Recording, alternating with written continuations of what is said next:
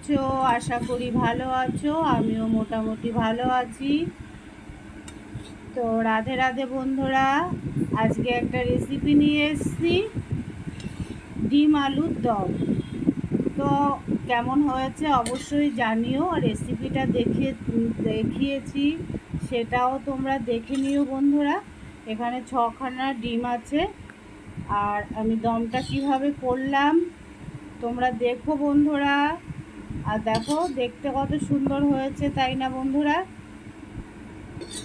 তো অবশ্যই দেখে কমেন্টে জানিও ডিম আলুর দমটা কেমন হয়েছে। তো রাধে রাধে বন্ধুরা, চলো তোমাদের ডিম আলুর দমটা দেখাই কিভাবে করেছি।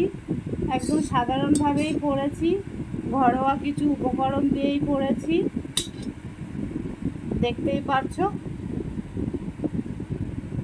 তো চলো বন্ধুরা, তোমাদের রেসিপিটা দেখাই। রাধে রাধে। তো বন্ধুরা, চলে এলাম ডিম আলুর দম দেখাতে। রেসিপিটা চালু করব। তো এখানে আমি ডিম সেদ্ধ করে আগে থেকেই রেখেছিলাম। তো ডিমটা সেদ্ধ করে নিয়েছি, পরিষ্কার করে রেখেছি, আর একটু চিড়ে চিড়ে দিয়েছি। আর এখানে এই কটা আলু দেব। আর এখানে একটু গুঁড়ো মশলার মধ্যে আছে ধনে জিরের গুঁড়ো আছে, হলুদ গুঁড়ি আছে, একটু লঙ্কার গুঁড়ি আছে। এখানে ফোড়নের জন্য আছে জিরে, তেজপাতা আর গোটা গরম মশলা। আর এখানে একটা মশলা পেস্ট করে রাখা আছে, আদা, রসুন, পেঁয়াজ, টমেটো। এখানে লঙ্কা আমি দিইনি আজকে। তো বন্ধুরা, এই কটা উপকরণ আমি একদম রেডি করেই রান্না করতে আসি। আর এদিকে কড়াইয়ে আমি তেল বসিয়ে দিয়েছি বন্ধুরা। তো প্রথমে আমি ডিমটা ভেজে নেব। দিয়ে দেব একটু লবণ, আর দিয়ে দেব সামান্য একটু হলুদ।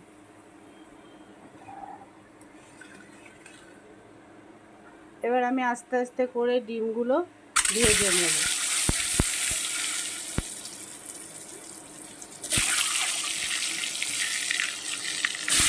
তো বন্ধুরা, সঙ্গে থাকো, দেখতে থাকো। ডিমটা ভাজি করার পরে আবার ফিরে আসছি। বন্ধুরা, ডিমটা আমি ভেজে নিয়েছি। আর আমি ডিমটা খুব কড়া করে ভাজি না, একটু হালকা ভাজি। কারণ কড়া করে ভাজলে ডিমটা খাওয়ার সময় কেমন শক্ত শক্ত লাগে। আর ওই ডিম ভাজা তেলে আমি আলুটা দিয়ে দিয়েছি। আলুটাও সুন্দর করে ভেজে নিচ্ছি বন্ধুরা। সঙ্গে থাকো, দেখতে থাকো শেষ পর্যন্ত। আলুটা ভাজার পরে আসছি বন্ধুরা।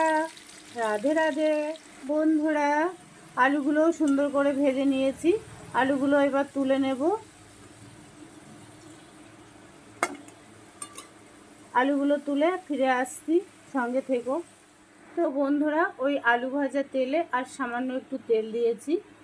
আর এখানে আমি ফোড়নে আছে জিরে আছে, গোটা গরম মশলা আছে, আর তেজপাতা আছে। আমি এটাকে ফোড়ন দিয়ে দেব।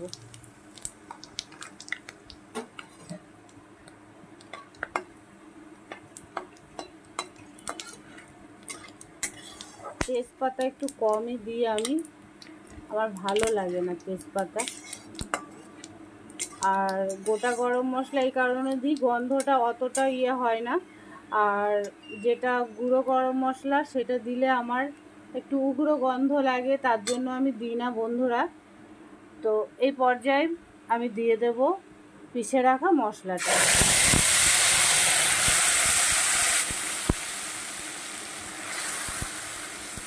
তো কিছুক্ষণ সময় আমি কষিয়ে পরে আমি আর যে উপকরণগুলো দেব পরে দিচ্ছি বন্ধুরা। তোমরা সঙ্গে থাকো, দেখতে থাকো। দেখো বন্ধুরা, মশলাটা কিন্তু হাফেরও বেশি আমার কষানো হয়ে গেছে। এই পর্যায়ে আমি দিয়ে দেব দুটো কাঁচা লঙ্কা, দিয়ে দেব হলুদ, আর যে গুঁড়ো মশলাটা দিয়ে দেব। আর দিয়ে দেব বন্ধুরা পরিমাণ মতন চিনি, দিয়ে দেব পরিমাণ মতন লবণ। এবার সব উপকরণ একসঙ্গে আমি সুন্দর করে কষিয়ে নেব। সুন্দর করে কষিয়ে কাঁচা গন্ধটা চলে গেলে তেল ছেড়ে দিলে তারপরে আসছি আবার বন্ধুরা, সঙ্গে থাকো, যত সংক্ষেপে পারছি তোমাদের দেখাচ্ছি, সঙ্গে থাকো, শেষ পর্যন্ত দেখতে থাকো। তো বন্ধুরা দেখতেই পারছো আমার মশলাটা কিন্তু একদম কষানো রেডি হয়ে গেছে। এই পর্যায়ে আমি সামান্য একটু জল দিয়ে দেব।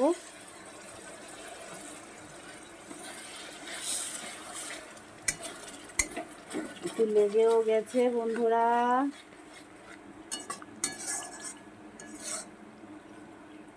রান্না করতে করতে সবার ভিডিও দেখি, এদিকে তাকাই ওদিকে তাকাই, এই জন্য একটু লেগে লুগে যায়, কি করা যাবে। তো বন্ধুরা এই পর্যায়ে আমি দিয়ে দেব ভেজে রাখা আলু আর ডিম, আমি একসঙ্গেই দিয়ে দেব। তো বন্ধুরা এটা এখনও 3 মিনিট আমি কষাবো, কষানোর পরেই জল দেব। তো ফিরে আসছি 3 মিনিট পরে।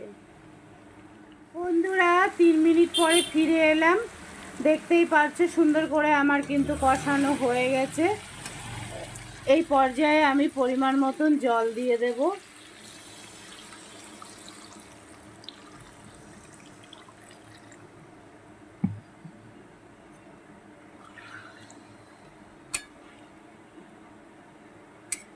তো বন্ধুরা এবার আমি কিছুক্ষণের জন্য ঢাকা দিয়ে দেব, আলুগুলো গলবে তার জন্য।